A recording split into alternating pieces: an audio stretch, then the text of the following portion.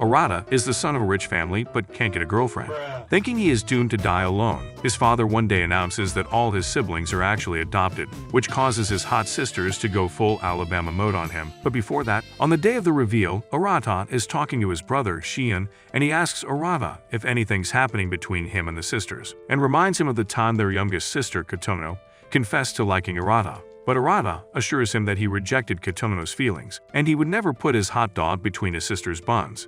Suddenly, Arata spots Lala, the girl he actually likes, but never asked out. Seeing that, Shion realizes that Arata's awkwardness with girls comes from growing up surrounded by his sisters. But some days later, Arata sees Lala with another guy and assumes they're dating, breaking his heart into 1,000 pieces. Later at home, Arata, Shion, and their sisters, consisting of Luka, Kotono, Banri, Minami, and Siga, show up for Kotono's birthday. Then, before they make a toast, the father drops the shocking truth, revealing they're not actually siblings and are all adopted. He explains that except for Shion and Minami, who are real twins, the rest are not related. Hearing this, they all feel betrayed that he didn't tell them sooner. But he explains that it was because of a promise he made to their late mother. He then urges them to still celebrate. But dinner stays tense and quiet. Later, the siblings meet privately, and the room feels heavy, except for Minami, who stays cheerful. They ask Banri, the oldest, if she remembers anything from when they were adopted, and she admits does, but chooses to keep it hidden from the others. She says that what matters is that they love each other as family. Her words lift the mood, and everyone eventually heads to bed. However, Arata stays behind, still conflicted with what just happened. Later, when he goes to take a bath, he accidentally walks in on Kotono. They freeze for a moment before he panics and runs off, apologizing for seeing her pepperonis. But instead of getting mad, Kotono calmly asks him to wash her back like he used to.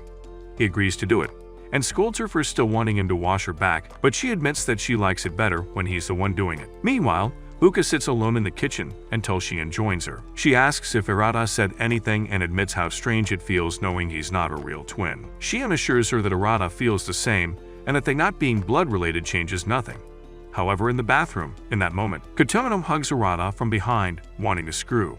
Meanwhile, Shion tells Uka that since they aren't related by blood, technically, all 7 of them could marry each other if they wanted. The thought makes Uka cringe, especially the idea of being with someone like Arata, and gobbling his glizzy as his wife. But deep down, she knows Shion's right. Uka then asks what really happened between Arata and Kotono in the past. Shion hesitates because he promised not to tell, but Uka insists that even though everyone teases Arata about it, they all know he'd never do anything bad to his sister. Then Shion tells her the truth, leaving Uka stunned. She learns that Kotono once confessed her feelings to Arata when they still believed they were siblings. Arata turned her down because he refused to be part of something like that, but Kotono wouldn't give up.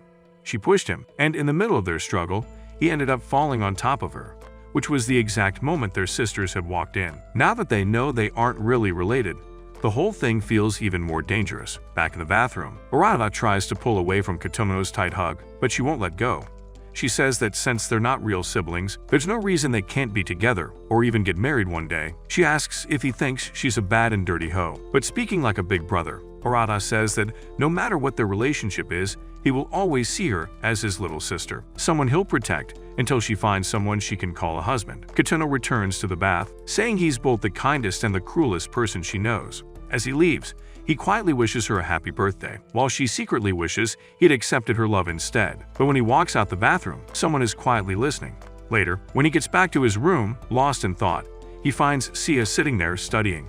He scolds her for entering his room without permission, worried she might find his Mia Khalifa magazines. But Sia cuts the yapping and immediately asks where he just went. Not wanting her to know what just happened, he lies and says he was just walking around. But she calls out his nonsense and says that no idiot walks around his own house. Then, Sia changes the subject, saying his room feels huge even though it's the smallest, and Arata credits it to the day the siblings all played rock, paper, scissors to pick rooms, which ended with Arata losing, and Uka winning the biggest room. While Sia keeps chatting, Arata can't figure out what she's after, until she suddenly pushes him onto his bed like she wants his brotherly Willy. While sitting on top of him, she tells him to keep it a secret and presses her creamy body against him, making the situation feel spicy. Arata starts to panic, thinking she's just like Kotono, who wants his precious baby gravy. But to his surprise, Siga says she's not into him that way. She admits she saw everything that happened in the bathroom earlier, including his moment with Kotono when she got her body on him. Shocked, Arata quickly moves her off him before his pickle does the salute. Seiya states that she had already knew about Kotono's feelings and guesses that now, after learning the truth about them not being blood-related, Kotono finally stopped holding back. She praises Arata for handling it well as her older brother, but says she had to test him to make sure he wouldn't clap any of their cheeks if any of them tried something. When he complains she could have tested him differently. She says it's fine since she's not interested in him or his golden pickle anyway. She reminds him that when siblings fall for each other, it's usually taboo, but now since that taboo is gone, Kotono has no reason to stop. Same goes to the other sisters from going after him.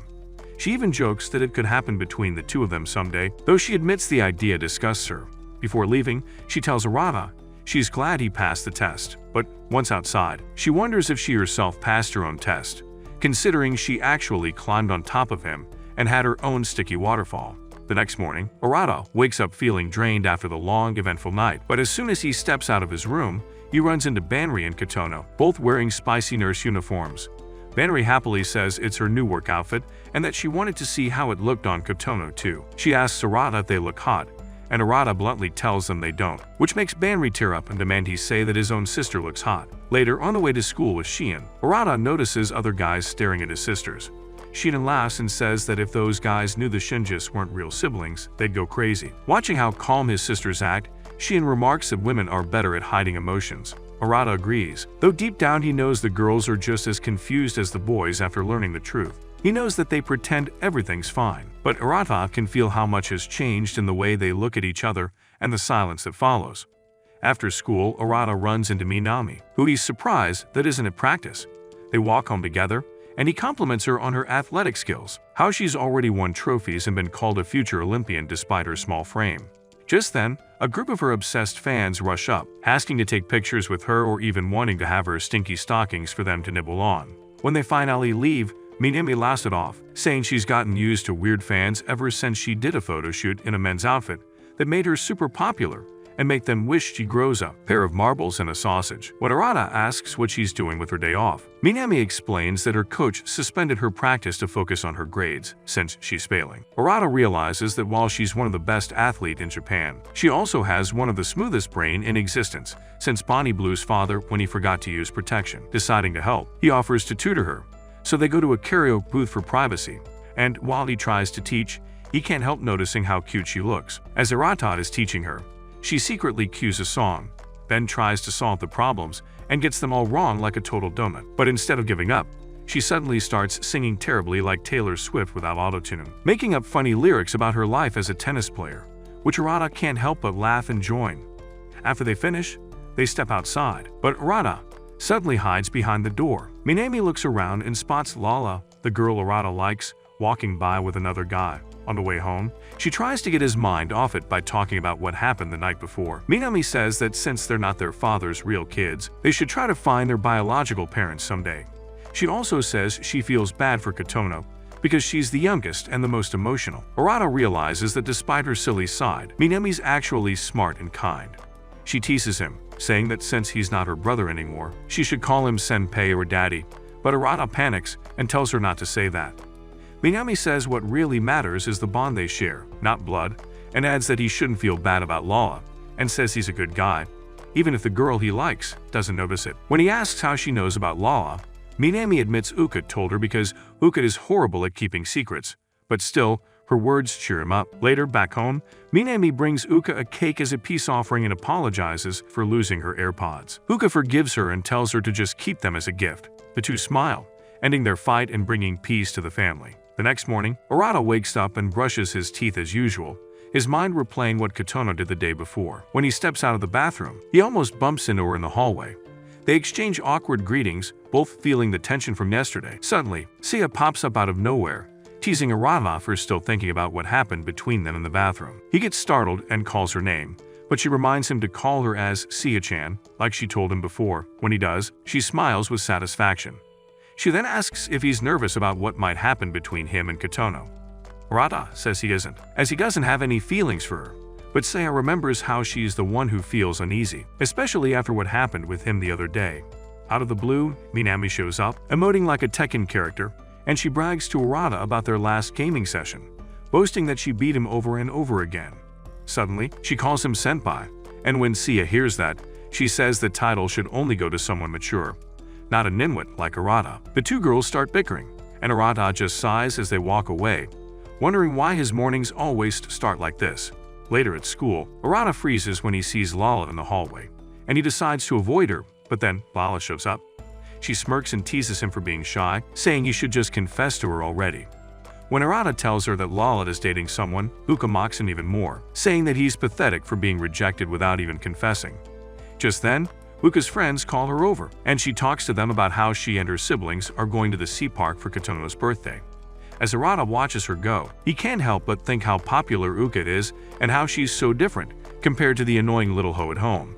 Just then, Uka's friends notice Arata still looking her way and start whispering about how handsome he actually is, joking that they'd love to date him or even marry him to become Uka's sister-in-law. Uka warns them not to think about it, calling Arata a loser who couldn't get a girl even if he tried. But while trying to insult him, she accidentally compliments him as a total Chad and starts blushing out of embarrassment.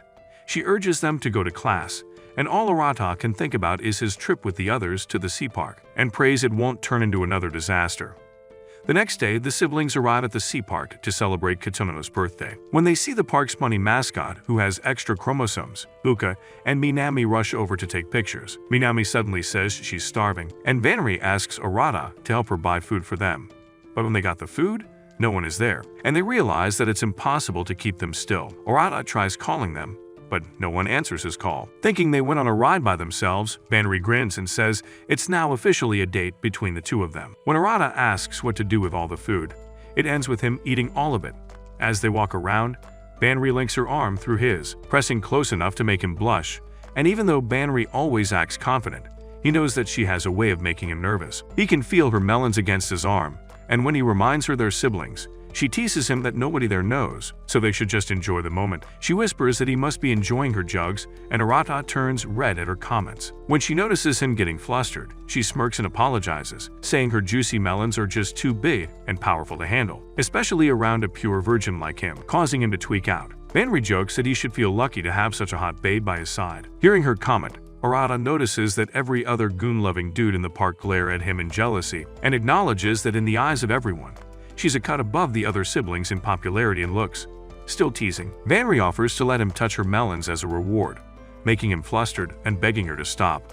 On the stairs, he accidentally looks at her bakery, and when he closes his eyes out of respect, he loses balance and falls, completely embarrassing himself. Vanri laughs and helps him up, calling him cute. Then the two continue their private date, riding attractions and walking through the park, while the others enjoy their own day. When Arata finally reaches Shion by phone, they realize they're too far apart and decide to meet later. Meanwhile, the girls gossip, joking that Vanri is probably teasing Arata non-stop and that he might be struggling to keep his pickle in control, which Kotono is scared about. Then, they turn to Kotono and ask if she's enjoying her birthday, which she says she is. They remind her that it is her birthday, so she should enjoy all the rides she wants.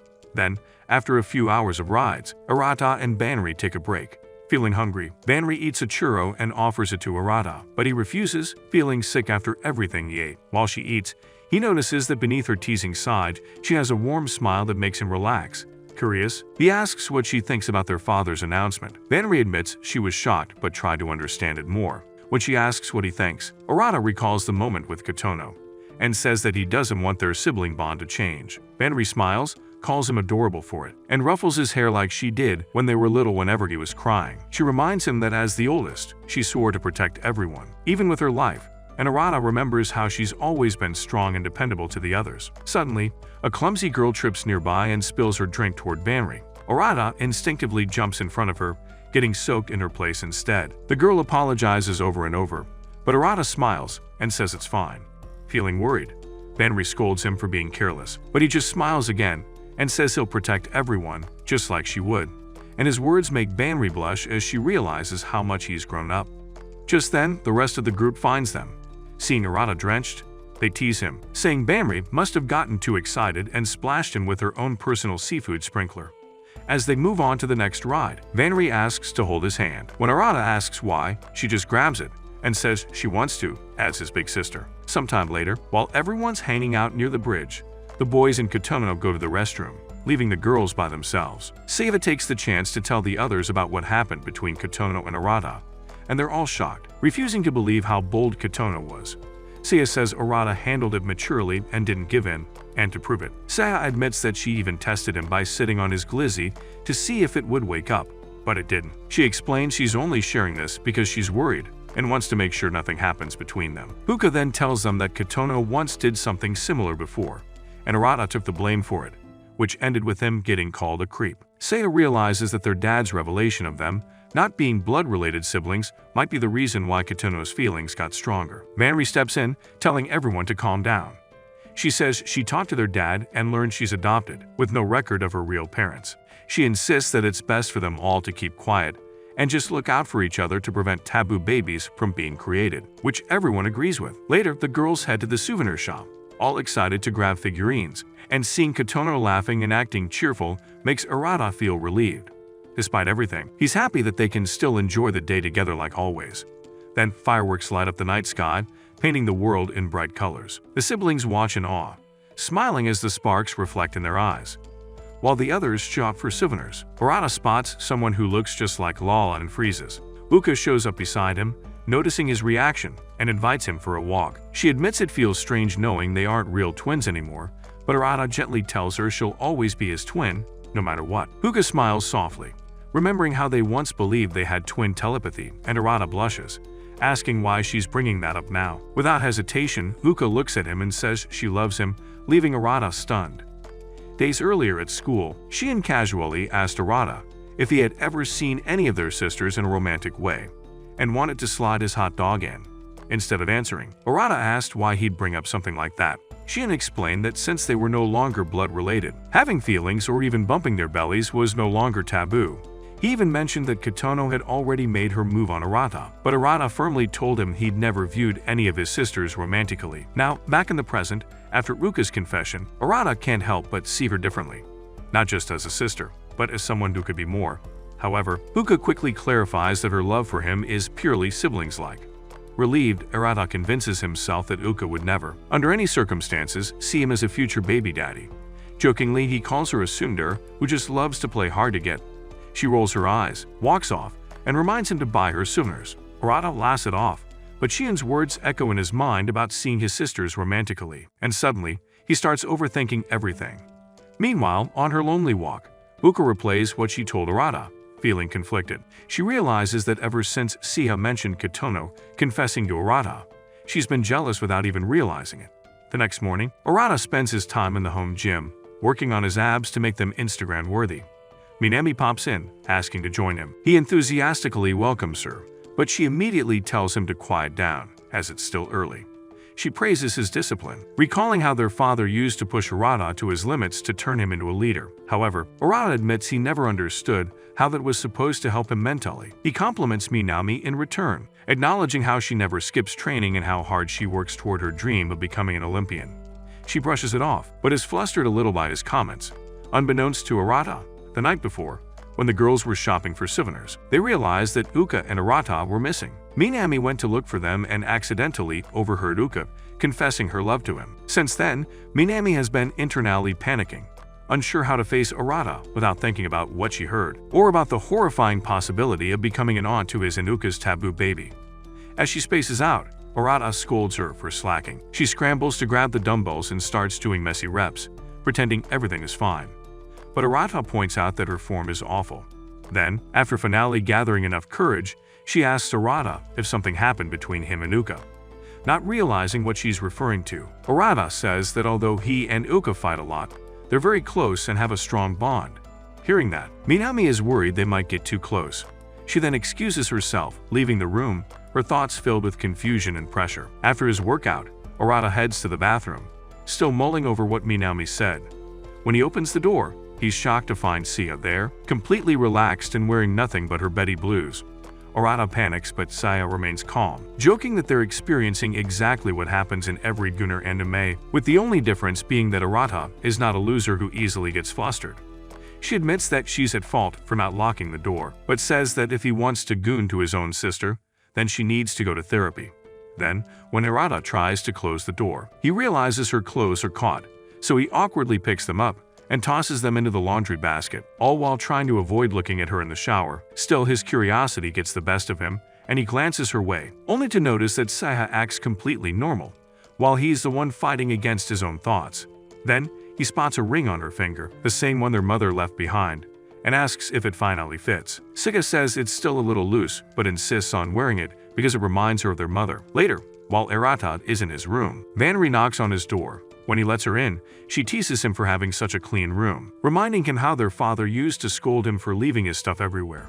Arata asks why she's there, and Vanri playfully says she just wanted to visit. As she chats with him, she scoops around, eyeing his laptop and asking if he keeps any Midnight Creamery videos.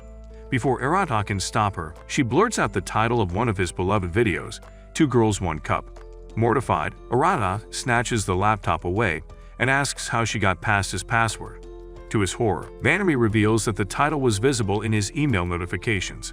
Flustered, Arata tries to explain himself, but Vanri just laughs, saying she's actually relieved that her little brother is a dude interested in women, and suddenly, without missing a beat, she invites him out on a date. The next day, Vanri takes Arata to a phone store, knowing he's been wanting an upgrade. Arata feels genuinely happy about her thoughtfulness. But then, Vanri starts teasing again, suggesting they head to a hotel afterward to get stretched and release some sweat, which flusters him, but she hopes that it will happen in the next life. It makes Arata wonder why she asked him on a date, and while he knows it's her personality, this time feels different. In the phone store, Arata quickly chooses a new phone, and Vanri asks why he picked a phone so fast. He says he doesn't care much about the design of his phone, and Vanri launches into a speech about how choosing a phone is like choosing a partner. And if you go for features, you care about personality over looks. Still, she argues that appearance matters too, as if her partner is an annoying hack.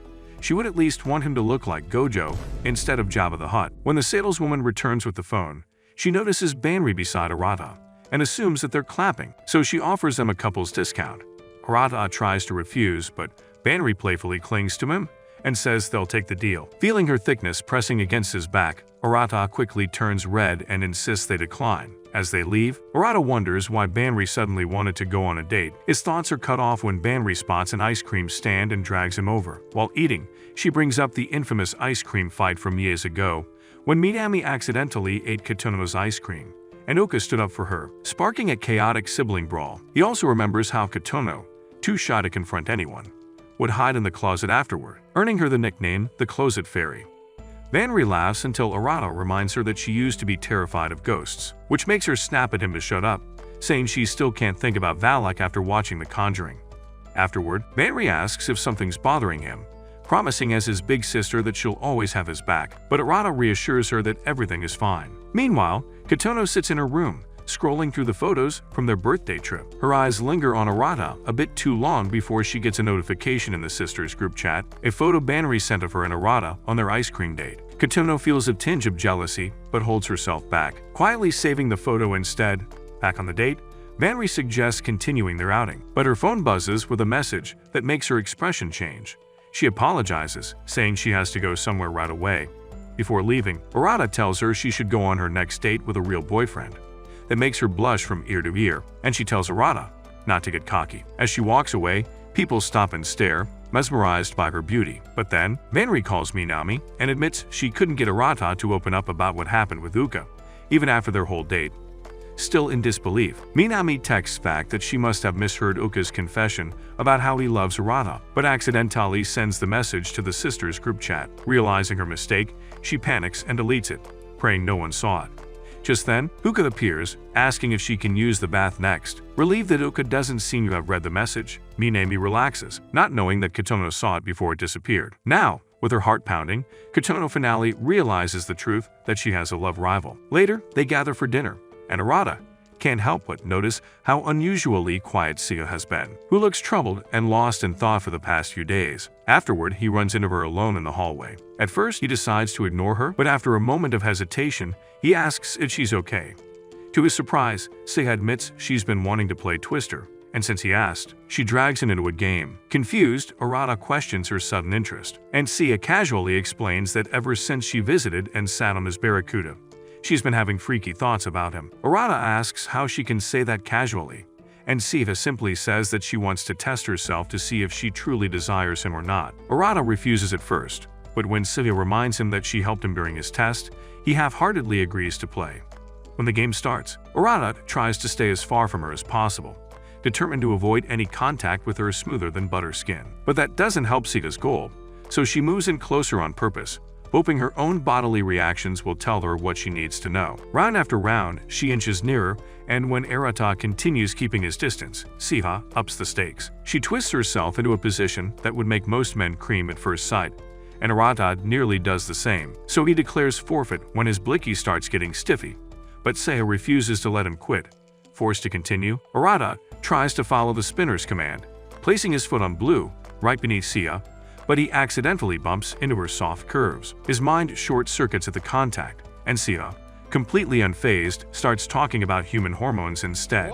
She explains how dopamine fuels victory, while oxytocin fuels intimacy, and wonders loudly when exactly she shifts from dopamine to oxytocin around him. Suddenly, Seiya strikes a particularly bold pose, the same one your mother did to create you, and for a moment, Arata wishes that he were your dad. But just as he's about to bust, Seiya's muscles give out, and she collapses on top of him.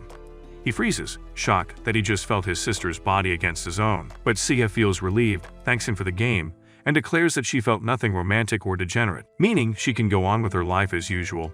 Then she cheerfully leaves, leaving Arata flustered, staring at the ceiling, wondering what on earth just happened. Minutes later, Huka appears after hearing his groans, and she casually asks him to join her later for a gaming session. Confused by her sudden request, Arata assumes she just wants to hang out with him. As they play, Uka radiates excitement, while Arata remains composed. During the match, she leans against his leg without realizing it, and although Arata notices her bright, innocent smile makes him see her as nothing more than his cute little sister. For a while, Uka wins a few rounds, but once Arata focuses, he sweeps her completely, crushing her like a total noob. Embarrassed by her losses, Huka suddenly gets up and wraps her arm around his neck in a chokehold, something she does all the time. Arata struggles, pleading for her to stop, worried not just about losing the match, but about how close her body is pressed against his. When he finally snaps, he uses his strength to reverse the hold and pins her to the floor like he's taking her to Pound Town. Out of breath, he scolds her for going too far, but when he realizes their position, everything goes still. Uka stares up at him and quietly says that he's grown into a full-on man. The words catch him completely off guard, but before he can respond, she bolts out of the room, flustered and red-faced, leaving him confused and stunned. Unbeknownst to both of them, Kotono has been listening from the next room, having overheard everything like a little closet fairy. The next day, life goes on at school as if nothing happened. But after classes, their father calls Arata in for a private talk. He asks if the siblings are handling the family's recent announcement well, and Arata reassures him that they've become more open since then. To his surprise, his father then asks if he's found a special baddie to settle down in the future yet. Meanwhile, the sisters are watching a romantic drama together. In the show, a man proposes on a bridge, and Vanri sighs about how romantic it is to confess love under the open sky, while Uka is disgusted, calling it tacky and unappealing. When asked about her ideal proposal, Uka declares that she wants a rich, confident man to propose in a luxury restaurant with $1 million ring. Sia scoffs, telling her to sober up, and when asked the same question, says she'd prefer someone stable, someone who already knows how many kids they'll have and where they will live. Minami cuts in bluntly, saying that what truly matters isn't the setting but the person proposing, and everyone ends up agreeing with her sentiment. As they walk back to their rooms, Kotono becomes restless. Then from out of nowhere, she bursts out with a confession that shocks them all, declaring that she is in love with Arata. Vanri tries to calm her, thinking Kotono means it in a brotherly way. But Kotono insists she's serious. She declares her love again, loud and clear, saying she wants to marry him. Looking at her sisters, she declares them all her love rivals, vowing not to lose too many of them, despite them being her sisters. Back with Arata, his father continues their talk, expressing his worry that his son might never find a wife. Curious, Arata asks what made his father choose their mother. The old man jokes about it, saying that it was her sweet honeypot and milky melons that drew him in, but then he admits the truth that he fell in love with her radiant soul. When Arata asks why they only have one picture of her, his father replies that truly beautiful people dislike being photographed. Arata tells his father he understands that revealing the truth now must have had its reasons, and promises that, as the eldest brother and the heir to the family, he will watch over his siblings and make sure they all live happily. His father smiles warmly, saying nothing more as Arata leaves the room. Once alone, the old man gazes at a photograph of his late wife, and softly tells her how proud he is to have adopted Arata as his son. The next morning, Arata goes for an early run, still reflecting on his talk with his father the night before.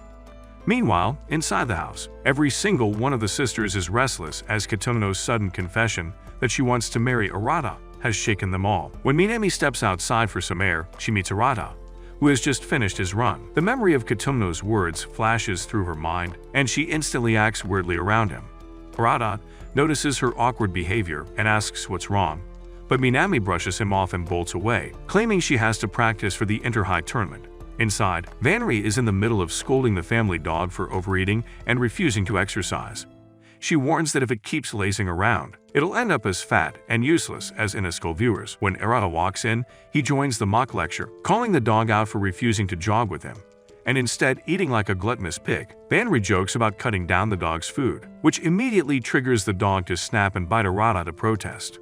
As Arata collapses in the pain, she strolls in for breakfast, reminding Vanri that she's late for her meeting. When they see Arata lying on the floor, both of them pause, unsure what to do with the poor guy. Later, at tennis practice, Minami struggles to keep her focus, her mind drifting back to Katono's declaration. However, even while being distracted, she still impresses her teammates, playing like prime natal, and her teammates ask her what her secret is despite being tiny. Instead of giving a real answer, Minami blurts out something nonsensical about lions and cats, which only confuses them more. Then she spots her senior now and impulsively challenges her to a quick match, betting a drink on the line. The match turns into a duel of speed and reflexes, which Minami ends up winning. While they rest, now admits that the upcoming inter-high will be her last tournament, but she says that she isn't sad because she knows the team's future is safe with Minami as the spearhead. Now reminisces about her first impression of Minami, how she initially seemed like an arrogant prodigy, but says that she later saw how hard Minami truly worked. She wishes that they both would achieve their dreams, and her words hit Minami hard. Trying to hide her fluster, Minami teases now for being too dramatic, prompting the senior to challenge her to a rematch. Later, after practice, Minami learns from others gossiping that Now didn't get any tennis scholarships and had to quit tennis for a full-time job. Remembering how Now had warmly welcomed her to the team years ago, Minami decides that her goal now is to send her senior off with a gold medal in the inter-high tournament. Back home, the maid finds Arata and mentions something concerning Minami. Curious, he goes to the gym and finds her training. When he approaches, Minami freezes, startled by his sudden presence. Without warning, Arata announces that he's taking over as her trainer. She protests, saying she doesn't need one, but he reveals that he knows she's injured after the maid saw her wrapping her ankle. Arata insists he'll help her until she recovers. Elsewhere, Buka sits in her room, unable to shake off Katono's words. While a part of her wants to believe Katono was joking, Sia had warned them all that since they're no longer blood-related, her declaration of love could be serious, and the idea chews on her mind. Back in the gym, Arata assists Minami with her stretching, and the routine brings back memories of their childhood training, but now, he can't help but notice how much she's grown from her toned physique and her smooth skin. He quickly clears his thoughts and asks if she's told her teammates about the injury. Minami admits she hasn't, and Arata scolds her gently, but Minami insists that she wants to win the inter-high not just for herself, but for someone important. When she finishes stretching, she flips the session around and helps him stretch instead.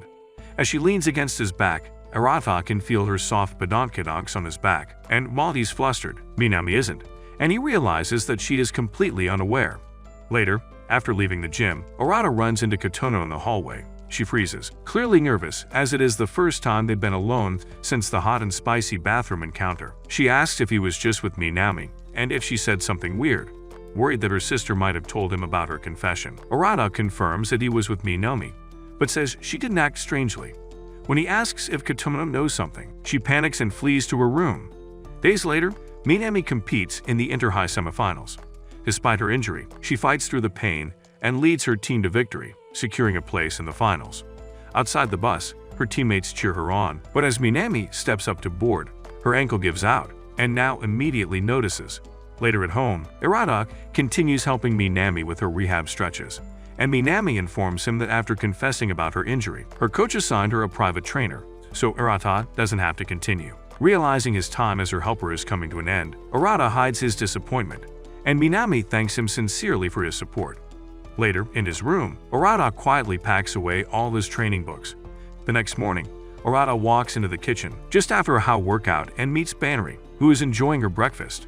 He scolds her for eating only cereal, but she teases him, saying that if she gains too much weight, Arata has to help her burn her calories with some good old Alabama pumping workout, making him flustered. Arata asks if Minami has eaten yet, knowing it's the inter-high final, but Benri says she hasn't seen her all morning. Sia suddenly walks in with the same question, surprising them both. Moments later, the rest of the siblings gather, wondering where Minami could be.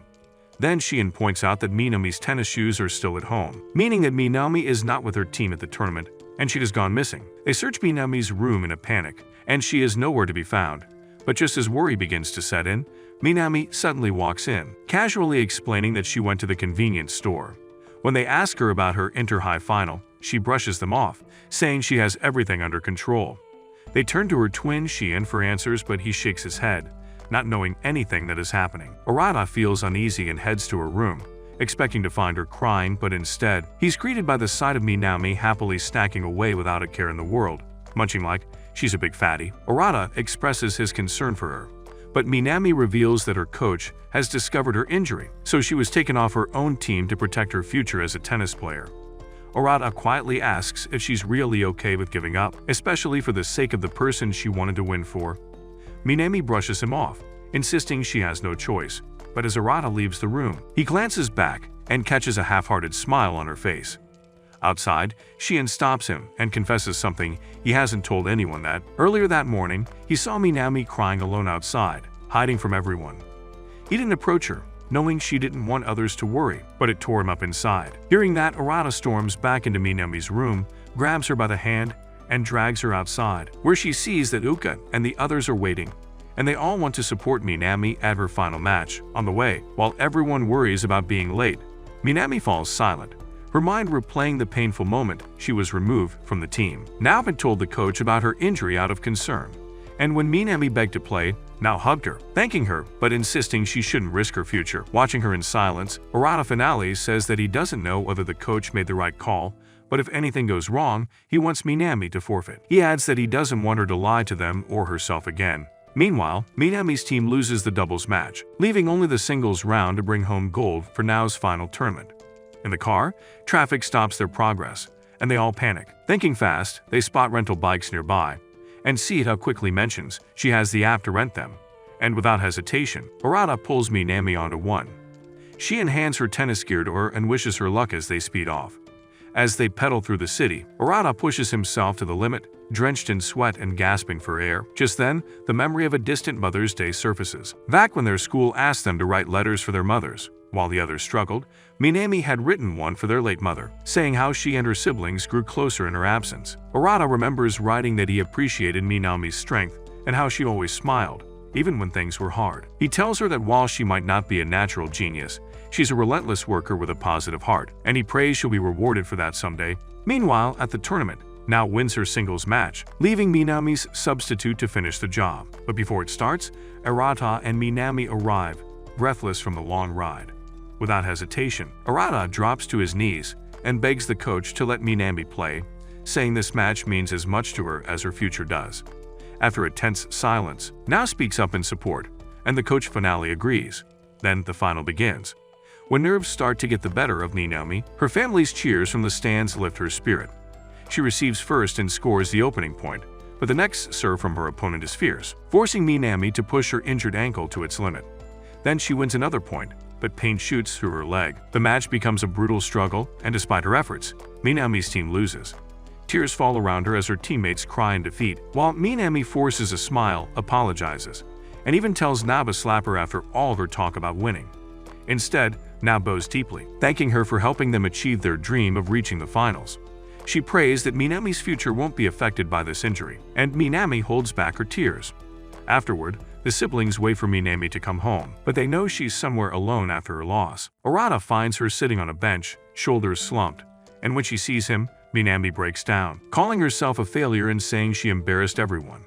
She says that even after losing, her team thanked her, and that only made her feel worse.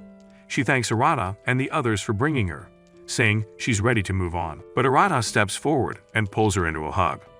He then demands that she stop lying to herself, especially when she's on her brother's arms. Minami trembles and starts asking desperately what she must do to be good enough to be the best and to never lose again, which was an experience she hated. Arata holds her tighter and tells her that in time, she will become strong. Days pass after the loss, and Minami remains lost in thought, replaying the moment Arata fought for her and held her close after the match, which makes her heart flutter in ways she doesn't fully understand. Meanwhile, Luca is in the middle of an argument with everyone, passionately insisting that one of Minami's points in the final was unfairly taken and that the entire match could have gone differently, if not for that mistake. She turns to Arata for his opinion, but he simply replies that what matters most is that Minami walked away without regrets. As Minami steps out and hears the ruckus, she avoids meeting Arata's eyes. Luca immediately asks for her thoughts about the rigged tennis match, but Minami says that she doesn't really care about the results anymore, and she's just relieved that she didn't aggravate her injury. Sitting down across from Arata, Minami listens as he gives her advice on how to care for her ankle, answering quietly without turning around to face him. Still refusing to accept the defeat, Luca grabs a tennis ball and announces that she'll prove how Minami should have won. She waves it dramatically, unaware that the family dog is watching, tail wagging, assuming it's playtime.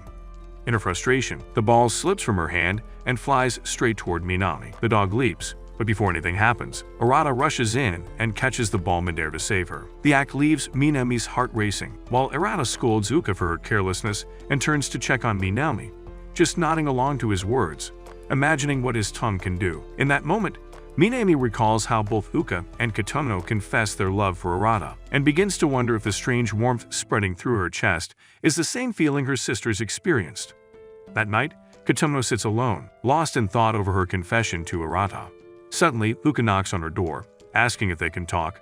She steps inside, complimenting how cute Katono's room looks and how it perfectly matches her aesthetic. Not interested in any small talks, Katono cuts her off and asks what she really came for. Luca takes a deep breath and brings up Katono's confession, offering to listen if she needs someone to talk to. But instead of opening up, Katono turns the tables, and she says that she already knows that Uka also confessed to Arata during their trip, and that she saw them almost pumping bellies on the floor in the game room. Uka realizes that her actions must have pushed Katono to confess her own feelings publicly, and she quickly explains that Katono misunderstood everything. Uka clarifies that when she said she loved Arata, it was from the perspective of a former twin sister, and nothing freaky happened in the game room.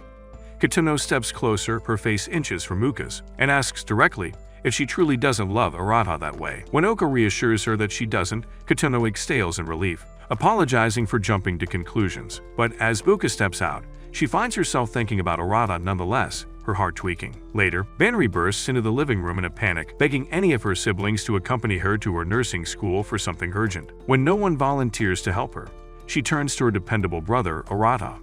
The two sneak into the school after hours, and Banri admits she's too scared to go alone because she's terrified of ghosts. Arata teases her, pointing out how the dark halls and creaky floors really do look like a scene from a horror movie, and Banri clings to him, trembling, pleading for him to stop. Curious, Arata asks why she chose nursing school, but Banri doesn't answer. Suddenly, a loud bang echoes through the hallway, and Banri jumps, wrapping herself tightly around Arata's arm. He tells her it's just the wind rattling the windows, but with her sweet jiggly puffs pressed against him, he feels his stifler stiffening. He tries to pull away, but Banri only clings harder. Arata sighs and drags her along until suddenly he pulls her close and covers her mouth, whispering for her to be quiet as a security guard passes by. Then, Banri mumbles something, and Arata realizes in horror that his hands are pressed against her yummy yum. He immediately lets go, flustered, as memories of their playful moments in the past rushed back. But now, he can't ignore how thick and soft she feels. Then, they finally reach Banri's clubroom, where she retrieves the item she forgot, a set of handmade dolls she has been working on. Arata asks about them, and Banri explains that when she first entered nursing school, she visited a hospital where children were long-term patients. Some were cheerful, while others sat alone in silence. She saw how student volunteers lifted their spirits and decided to join them, creating dolls so that no child would ever leave the hospital empty-handed. She then opens up about her real reason for becoming a nurse. When years ago, when they used to visit their sick mother, Banri always cried when it was time to leave. One day, a kind nurse comforted her in the middle of her sadness, and from that moment, Banri knew she wanted to bring the same warmth to others. On their way home, Banri admits she's too embarrassed to tell the rest of the family why she became a nurse. And as thanks for accompanying her, she teasingly tells Arata that he must have enjoyed feeling her melons earlier. Embarrassed, Arata says nothing and starts walking faster, leaving her chasing after him out of fear. The next day, Banri finishes the dolls and hands them to the hospitalized children. She snaps a photo and sends it to Arata, thanking him for his help. Days later, Uka and her classmates receive their mock exam results. When asked what grade she got, Uka casually says she earned her usual mark. Her friends talk about her consistency being impressive and how she's destined to be the next student council president. But in truth, her paper reads a massive as her grade. That weekend, early in the morning, Uka gets ready to leave, but Arata spots her and asks where she's going. When she says Yamanashi, he looks confused, but she doesn't explain anything more and leaves. Arata wonders why she's going there since they have no relatives nearby, but assumes she just needs time alone after everything that's happened. He expects her to return by the next school day, but when Monday arrives, Uka has not returned. Then, on the way to school, the girls gather as usual. But the absence of Uka makes everything feel strangely incomplete, and each of them senses the gap she leaves behind. Arata worries too, especially when Uka's friends at school ask him where she is. Since she's never missed a single day of school in her life, all he can tell them is that Uka will come back soon. But still his thoughts linger, wondering what she can be doing to keep her away for 3 whole days. Later that evening, Uka still hasn't returned home, and it becomes clear that she's going to miss yet another day of school. The siblings grow increasingly anxious, realizing how devastating it would be for her reputation if word spread that she had run away. Suddenly, Banri rushes in with her phone, reminding everyone that Uka once lost hers and had it stuck with a tracker. When Banri opens the app, everyone gasps as the tracker shows Uka's location at Mount Fuji. The girls panic, imagining the worst, but Shion tries to calm their nerves. Meanwhile, Uka climbs steadily toward the summit of Mount Fuji, completely alone. She reaches the top and decides to stay another night. The innkeeper comments that it's unusual for a visitor to linger that long, and Uka simply answers that there's something she still needs to see. Back home, Arata finale decides he can't just sit and wait. Banri protests, worried for his safety, but Seiya tells him that she trusts him completely to find Uka and bring her back. Determined, Arata boards an express train toward Mount Fuji. Once he arrives, he contacts Banri for updates. She tells him that Uka's tracker shows her at a higher elevation, so Arata assumes she must be staying at one of the mountain lodges. He begins his climb, flashlight in hand, unfazed by the dark and cold. The thought of Uka braving this trail alone fills him with a quiet amazement, and he can sort of see why she ran away here. After everything that happened, back home, both Minami and Kotono lie awake, too worried to sleep. When Kotono murmurs that she's more concerned for Arata, Minami stiffens and assures her that he'll be fine, even though she's trying to convince herself too. After more than an hour of hiking, Arata finally finds Uka in the lodge, and she's shocked to see him there. When she asks why he's there, Arata says that he's there for her, which makes her blush. He books a room for the night, and the innkeeper, recognizing them as siblings, places them together in the same room. Arata texts the family, letting them know Uka is safe, and the group back home exhales in relief. Inside the room, silence fills the air as they both realize how awkward it feels to be sleeping side by side. Uka warns Arata not to look while she changes, not wanting him to see the bakery hidden under her jacket, and Arata quickly turns away, face red as his mind drifts with thoughts he instantly regrets, wondering why he suddenly sees her differently. Even though they've grown up together as siblings, when she's done, they both lie down, and Arata firmly says that they will go home in the morning. But Uka quietly says she's not leaving yet. When he asks why she came to Mount Fuji, she dodges the question and instead asks if the others are worried, and Arata says that they all are. Then Uka brings up something he'd forgotten about Mount Fuji, and that the place is where their parents first met. Their mother had fallen sick near the summit, and their father, who was a stranger back then, carried her all the way down. Uka believes that they were destined, as she thinks that everyone has someone they're meant to meet. Caught off guard, Arata asks if she really believes that.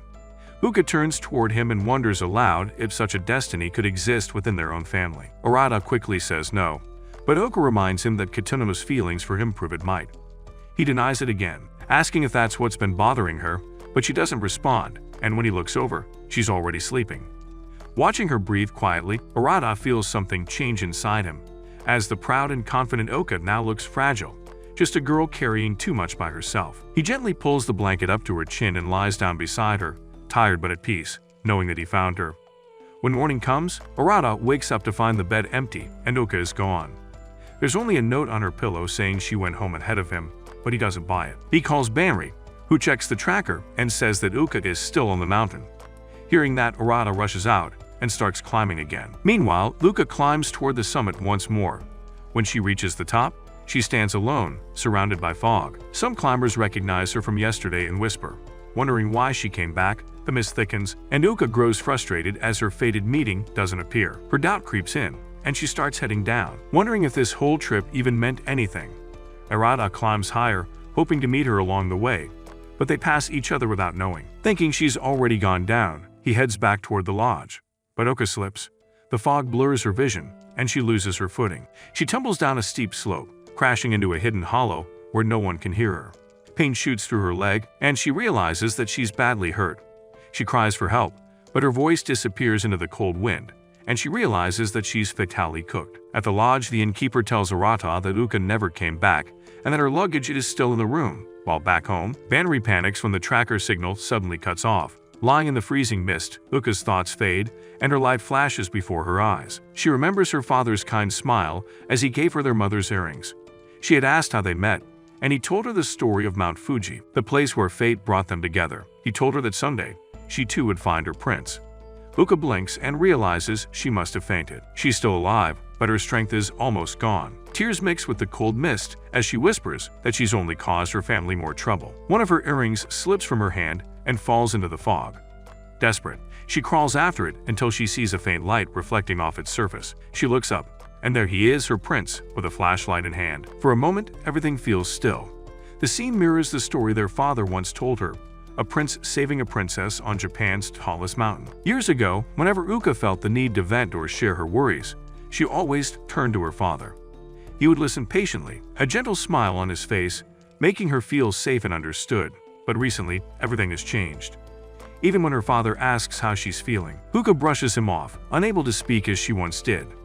Back on Mount Fuji, Harada spots the injury on her leg immediately. Without hesitation, he tells her to get on his back so he can carry her. Uka tries to act tough, insisting she can walk alone, but Harada cuts her off, telling her to cut it off and put her heavy cheeks on his back. Meanwhile, back home, the rest of the siblings are frantic, unaware of what's happening on the mountain. Their father even cancels his meetings, rushing back in worry for his children. Harada struggles through the rain, carrying Uka down the trail toward the lodge. Each step is heavier than the last, the downpour soaking them both. Then, Uka finally admits that the reason she came to the mountain was that she saw a video claiming that bringing a deceased person's precious belongings to the top of a mountain could allow one last encounter with them. Now, drenched and exhausted, she realizes it was useless, as she isn't truly her mother's daughter, and in this world, she has no real family. Tears fall as she confesses how she can no longer talk to her father as she once did, how everything has changed, even though everyone insists it hasn't. Her grades are slipping, her mind is clouded, and she feels lost, feeling her despair as if it were his own. Harada tells Uka that, no matter what, he is still her twin, and that's why he was able to find her. Even if they aren't a perfect family, he promises her he will always be there, his shoulder always available for her to lean on. Uka breaks, letting tears fall freely on his shoulder as he speaks words of reassurance. Slowly, they leave the inn and descend the mountain, where Banri and the others are waiting, and when Banri sees Uka's injury, her mother mode activates instantly. The siblings explain that Minami insisted they chase after them, and Arata thanks her for it, causing Minami to blush faintly. On the ride home, they ask Uka why she ran off to Mount Fuji. She avoids the truth, simply saying she wanted to see where their parents met. They accept her answer with kindness, though Uka feels guilty, conflicted over how understanding they are after her reckless stunt. She knows she can never reveal the real reason. As the car hums along, Arata leans heavily against her shoulder and falls into a deep sleep. Uka blushes, recalling how long ago she scolded him for not offering his shoulder when someone needed it. She remembers teaching him that while gender equality is important, a romantic partner should be able to rely on each other's comfort. Her mind drifts to her own words and how she now feels about him, so she allows him to rest on her shoulder. Once home, the others prepare to unload the car.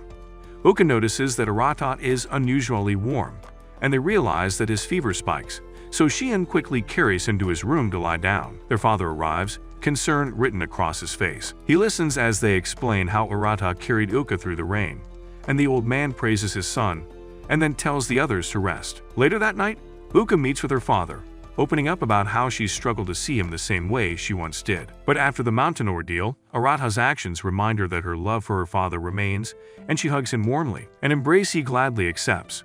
The next day, Uka returns to school to the greetings of relief and happiness from her friends, while Arata stays sick at home. Banri cooks porridge for him and asks who will deliver it. Minami and Kotono both quickly volunteer, and they are both curious why the other is so eager. Benri hands the task to Minami, whispering her concern that Kotono might try to ride Arata's joystick while he's asleep, unaware that Minami has the same idea. Just then, Uka appears and Saya reminds her that she should be tending to Arata after his heroic efforts, but Uka shrugs, saying that her uglier gorilla of a twin will be fine. She takes a bath, thinking about her next move, and after finishing, she announces to the whole house that the bathroom is free, but secretly slips into Arata's room to retrieve the bowl. Inside, she kneels beside him, whispering apologies and expressing her gratitude. She confesses that one thing she wanted to ask their deceased mother was whether it was acceptable for her to fall in love with Arata. But while she never met her mother, Uka realizes her feelings now, especially after the way Arata saved and comforted her. While the others playfully fool around downstairs in Arata's room, Uka leans down and kisses Arata tenderly, letting the moment linger as he sleeps. She takes the bowl beside him and leaves, promising to return later. But unbeknownst to her, Arata was awake, wondering what just happened. A few days later, seeking some fresh air, Arata and his siblings visit their family's holiday villa. Arata recalls how they used to spend every holiday here together, but this time, their father isn't with them, and it's just the siblings. As he imagines their usual sleeping arrangements, Manri suddenly pops up from behind, teasing him about breaking the bed and her pelvis. Arata immediately scolds her for her freaky imagination. That his eyes fall on Uka, and he can't help but remember the kiss she gave him when she thought he was asleep. Questions about what she meant when she said she liked him stir in his mind. But just then, Uka notices his distant expression and steps forward. Asking if he's okay, Arata tries to brush her off. Yet when he catches sight of her luscious lips, the same ones that kissed him that night, he panics, says that he is carsick, and flees before she gets to say anything, leaving her worried. Later, Arata is in the middle of a contemplative shower when Shion suddenly appears, reminding him that the door is open. Arata asks where he's been, and to his surprise, Shion confesses that he tried to find his real parents for Minami and himself, and that suggesting this trip was part of that plan. He admits he failed, and Shion asks if Arata is curious about his own parents. But Arata explains that while he's interested, he considers their father his real dad, because blood doesn't define family. Hearing that, Shion reveals he's given up the search and now shares Arata's sentiment, seeing their current family as his true one. When he steps out, he gets flustered seeing Uka again, but this time, Minami and Kotono notice it. Then, during the barbecue, he keeps staring at Uka, but Kotono snaps him out of it to hand him some food. They notice that Minami is missing, and inside the villa, she pulls out some clothes. The next morning, while everyone else sleeps, Uka wakes early and realizes Arata isn't in the room. She finds him in the sauna tent, warming himself. Lost in thoughts about Shion's search and Uka's confession, Arata overheats and steps out, only to find Uka waiting nearby. Her presence sets his mind racing to somewhere a brother should never think of his own sister, especially since she's been intentionally trying to get closer, unaware he was awake during their kiss. She invites him to join her in the sauna for an endurance test, but feeling awkward, he tells her to go alone. Surprisingly, she simply sits beside him instead, leaving him even more flustered. Eventually, he convinces her to do the endurance test properly, and they enter the sauna, just as they used to. This time, however, Arata can't stop noticing how her body is glistening nicely in her sweat, making him almost want to drink it.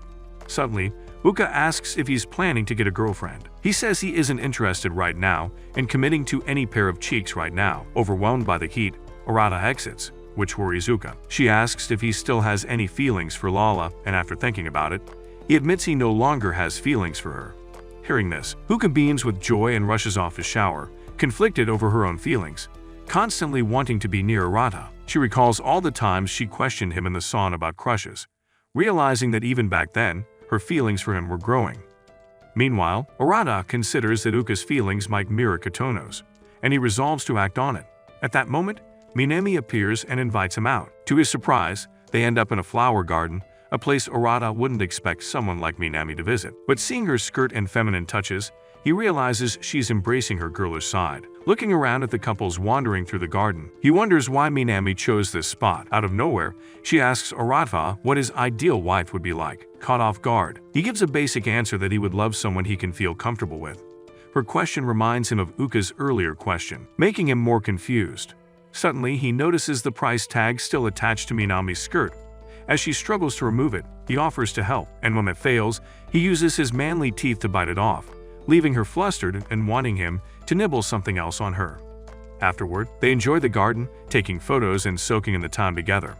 Hours pass quickly, and Arata suggests heading home. Minami suddenly confesses she's in love with someone, but he doesn't know who. Arata feels genuinely happy for her. Reflecting on the outing, he realizes that she was practicing for a real date, using him as her stand-in partner. She thanks him for helping her practice, then rushes off to buy matching merchandise for them as a gesture of gratitude. However, Arata's mind drifts back to Uka's confession, making him confused about what's happening around him. The next day, the siblings head to a waterfall to swim, just like they used to, splashing in the water and sporting their swimsuits. From the back, a few simps ogle at the girls, assuming they're there for a freaky shoot with Johnny Sins, seeing how the girls come in different shapes and sizes. Sheehan mentions that even his own classmates wanted to go swimming with the girls, but he nudges Arata, commenting on how lucky they are to have front row seats to their sister's curves. Arata immediately scolds him, reminding Sheehan that these are their siblings, but when he looks closely, he can't completely suppress some creamy thoughts before shaking them off. Then they start enjoying themselves in their own ways. Uka jumps from the top of the waterfall, just like old times, and while the others see it as fun, Saya comments from the sidelines that extreme sports fans like Uka tend to be idiots with brains smoother than our mother's cheeks. Sheehan laughs at her statement, reminding Sia how she used to join her and hold Uka's hand while jumping, though she quickly brushes it off, calling her past self stupid for doing that. Uka invites Arata to join her, but flustered by her beauty, he declines, not wanting to jump in full view. She then asks Minami, who only agrees to jump if Arata goes with her. When Arata agrees, Kotono notices it, and Minami seizes the opportunity to grab his hand as they leap from the top together. Sia follows suit, and Arata can't help but marvel that despite their age, they're still the same playful siblings like before. Suddenly, Sia panics. When Arata asks what's wrong, she admits she lost her top during the fall. Arata freezes, realizing her melons are exposed, but before any simps look at her, they spot it. Sia heads toward it to get it, but when Arata sees the jiggle physics, he rushes to retrieve it for her. Handing it back, he reminds himself they're siblings, yet when Sia emerges from the water in Black Beauties, his mind can't help wandering into dangerous territory, and she teases him for getting excited. Then, as the eldest sibling, Minami shows the others the food she prepared, and after seeing that it's ready, she insists on swimming and commands Arata to join her, while Minami and Uka watch jealously from the side. When she gets into the water, other dudes notice her in her floaties, thinking she's a model, and Arata understands that with her good looks and great physique, any man would fold to her. Suddenly, Minami jumps onto his back, pressing herself against him, and Arata struggles to keep his thoughts clean. She whispers that if he ever needs to vent, she'll be there for him, and she's worried about him lately, but he remains silent, haunted by the memory of Uka's kiss. He simply promises to be a brother who won't make her worry, unintentionally reminding Banri of Kotono. As they get closer to the waterfall, Banri demands that he get even closer, but when she starts bouncing the basketballs on him, Arata slips, and they fall together. In the brief silence that follows, she whispers to him that she loves him, but the roar of the waterfall drowns it out. Unbeknownst to them, Kotono hears everything. Later, when Arata is alone with Kotono, she asks him to accompany her to a nearby vending machine. Arata suspects that she wants to confess something, but he brushes off the suggestion to himself. Arata remembers how Kotono once nearly drowned in a river, and he feels worry for her, but she assures him that she's all grown up. Still, her presence sparks some freaky idea in him, which he internally blames on Uka's kiss. At the vending machine, Kotono struggles to speak, but Arata gently encourages her, assuring her that he'll always be there. Overcome with emotion, Kotono bursts into tears. She blames herself for acting impulsively with the other sisters recently, causing even Uka to run away. So she apologizes for being a burden to them, but Arata reassures her that being there for her is what a big brother should do. His warmth and comfort remind Kotono of how their father used to spoil her and give her special treatment from the others. It made the other siblings do the same, but it also made Kotono feel isolated, and she felt that everything would have been better if she had just disappeared. But then, memories of nearly drowning flood back, and she recalls how Arata had jumped in to save her. She told him then that she was a burden to them, but Arata assured her that, as her brother, he would always be there to save her. From that moment, she begins seeing him as more than just an older brother. Then, they return to the others, and Banri scolds them for being late. But Minami and Uka notice that Kotono had some private time with Arata, which stirs their feelings. That evening, the siblings follow tradition, visiting the church for a candlelight night. Arata's thoughts linger on Uka's kiss, and he panics, realizing that if he doesn't act, it could make things worse for her. But then, he stumbles upon Kotono, Minami, and Uka talking in secret. Kotono apologizes for complicating things by confessing her feelings to Arata, acknowledging she knows about Minami's message and Uka's confession from the amusement park. She declares her love for Arata and apologizes for being selfish. To Kotono's shock, Minami also confesses she loves Arata romantically and refuses to hide it, declaring that from now on, they'll be rivals in love. Then Uka joins in, revealing that she too loves him, having harbored feelings for a long time despite denying it before. The three sisters face one another and promise that whichever sister Arata chooses, the others will continue to love each other as siblings without hard feelings. Meanwhile, Arata, overhearing everything, silently curses that he was born as an anime main character with Alabama siblings as his future baby mothers. But unknown to everyone, there's still a pair of actual siblings among them, waiting to be revealed in the season 2 that is yet to come. If you watched this anime recap until the end, comment down below Sister Clapper. And if you love anime recaps like this, watch this video.